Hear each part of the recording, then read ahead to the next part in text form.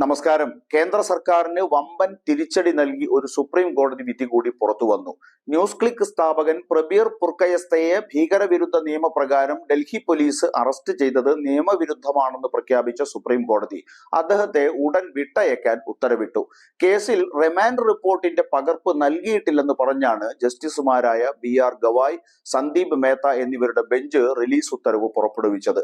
Remand report ഹാജരാക്കാത്തതിനാൽ അദ്ദേഹത്തിന്റെ arrest തന്നെ അസാധുവാണ് എന്നാണ് കോടതി വിലയിരുത്തിയത്. അറസ്റ്റിന്റെ അടിസ്ഥാനം നൽകാത്തതിനാൽ അന്വേഷണ ഏജൻസിയുടെ പ്രവൃത്തി തന്നെ അറസ്റ്റിനെ ദുർബലപ്പെടുത്തുന്നു എന്നാണ് കോടതിയുടെ പക്ഷം. ചൈനയിൽ നിന്ന് പണം സ്വീകരിച്ച് അവർക്ക് അനുകൂലമായ പ്രചാരണം നടത്തിയെന്ന കേസിൽ ന്യൂസ് ക്ലിക്ക് സ്ഥാപകൻ പ്രബീർ പുർക്കയസ്തയെ അടിയന്തരമായി വിട്ടയക്കാനുള്ള സുപ്രീം കോടതി ഉത്തരവ് ഡൽഹി പോലീസിനും കേന്ദ്ര സർക്കാരിനും കനത്ത തിരിച്ചടിയാണ്. ന്യൂസ് ക്ലിക്ക് സ്ഥാപകനെ അഴിക്കുള്ളിലാക്കാൻ ഡൽഹി പോലീസ് കാണിച്ച തിടുക്കമാണ് സുപ്രീം കോടതി ഉത്തരവോടെ ചോദ്യം ചെയ്യപ്പെടുന്നത്. അറസ്റ്റ് നടപടികൾ ശരിവച്ച ഡൽഹി ഹൈക്കോടതിയുടെ നിരീക്ഷണങ്ങൾ പാടെ നിരസിക്കുന്നതാണ് സുപ്രീം കോടതി ഉത്തരവ്. അറസ്റ്റിന് ശേഷം അഭിഭാഷകനെ അറിയിക്കാതെ മജിസ്ട്രേറ്റിന് മുന്നിൽ തിടുക്കത്തിൽ പുർക്കയസ്തയെ ഹാജരാക്കിയതിന് ഡൽഹി പോലീസിനെ സുപ്രീം കോടതി വിമർശിച്ചിരുന്നു. അദ്ദേഹത്തിന്റെ അഭിഭാഷകൻ റിമാൻഡ് അപേക്ഷ സ്വീകരിക്കുന്നതിന് മുമ്പ് തന്നെ റിമാൻഡ് ഉത്തരവ് പുറപ്പെടുവിച്ചതും അതിശയിപ്പിക്കുന്നതായി സുപ്രീം കോടതി കണ്ടെത്തിയിരുന്നു.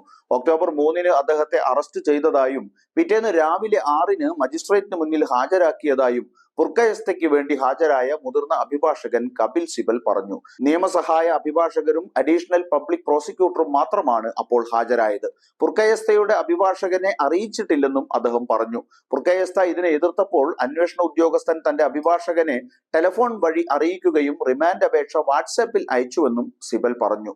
റിമാൻഡ് ഉത്തരവ് പുറപ്പെടുവിക്കുമ്പോൾ പുർക്കയസ്തയുടെ അഭിഭാഷകൻ ഹാജരാകണമെന്ന സ്വാഭാവിക നീതിയുടെ തത്വങ്ങൾ ലംഘിക്കപ്പെട്ടതായി കോടതി നിരീക്ഷിച്ചു. ന്യൂയോർക്ക് ടൈംസിന്റെ അന്വേഷണത്തിൽ ന്യൂസ് ക്ലിക്കിന് ചൈനീസ് പ്രചാരണം പ്രോത്സാഹിപ്പിക്കുന്ന ഒരു നെറ്റ്വർക്കിൽ നിന്ന് ഫണ്ട് ലഭിച്ചെന്ന് ആരോപിച്ച് ദിവസങ്ങൾക്ക് ശേഷം തീവ്രവാദ വിരുദ്ധ നിയമം, നിയമവിരുദ്ധ പ്രവർത്തനങ്ങൾ തടയൽ നിയമം എന്നിവ പ്രകാരം കഴിഞ്ഞ ഒക്ടോബർ 3 പുർക്കയസ്തയെ അറസ്റ്റ് ചെയ്തത്. അനുബന്ധങ്ങൾ ഉൾപ്പെടെ 8000 പേജുകളുള്ള കുറ്റപത്രത്തിൽ ന്യൂസ് ക്ലിക്കും പുർക്കയസ്തയും തീവ്രവാദത്തിന് ധനസഹായം സ്വീകരിക്കുകയും ചൈനീസ് പ്രചാരണം പ്രോത്സാഹിപ്പിക്കുകയും ചെയ്തുവെന്ന് ഡൽഹി പോലീസ് കുറ്റപ്പെടുത്തി. മോദി ഭരണത്തിന് കീഴിൽ നടന്ന മാധ്യമ വേട്ടയായി കുപ്രസിദ്ധി നേടിയ ന്യൂസ് ക്ലിക്ക് കേസിൽ ഇപ്പോഴുണ്ടായ വിധി ഭരണകൂട ഭീകരതയെക്കുറിച്ചുള്ള ആക്ഷേപങ്ങളെയാകെ ശരിവെക്കുന്ന തരത്തിലുള്ളതാണ്. എതിർസ്വരം ഉയർത്തുന്നവരുടെ നാവരിയുന്ന അമിതാധികാര പ്രയോഗത്തിനെതിരെയാണ് ഇപ്പോൾ കോടതി ഉത്തരവ് വന്നിരിക്കുന്നത്. മോദി ഭരണം ഇന്ത്യൻ ജനാധിപത്യത്തിനും മാധ്യമ സ്വാതന്ത്ര്യത്തിനുമെതിരെ കൈക്കൊണ്ട ഒരു കിരാത നടപടി കൂടി പൊളിയുമ്പോൾ രാഷ്ട്രീയ വിവേകമുള്ള ജനതയുടെ പ്രതികരണം വോട്ടെടുപ്പിൽ പ്രതിഫലിക്കുമെന്നുറപ്പ്.